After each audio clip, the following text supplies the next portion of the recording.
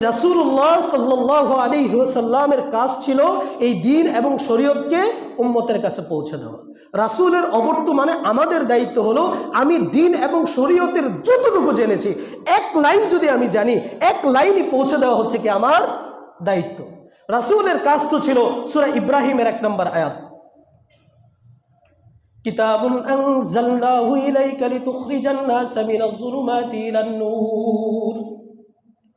হে নবী, আপনার উপর তো এই কোরআনটাকে নাজিল করা হয়েছে যাতে করে আপনি মানুষকে অন্ধকার থেকে টাইনা বের কইরা তাদেরকে যেন আলোর দিকে নিয়ে যান, জাহান্নাম থেকে বের কইরা যেন তাদেরকে জান্নাতের দিকে নিয়ে যান। সুবহানাল্লাহ। আমার নবী তো নাই, এই দায়িত্ব তো আমার আপনার করতে হবে। এখন আমার আপনার এই দায়িত্ব পালন করতে হবে।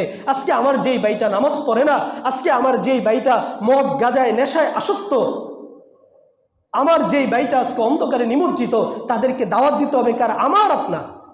তাবলিগওয়ালাদের কাজ না এটা, শুধু তাবলিগওয়ালাদের কাজ না, শুধু ইমাম সাহেবের কাজ না, শুধু খতিব সাহেবের কাজ না, আমার আপনার আমাদের প্রত্যেকের দায়িত্ব এটা।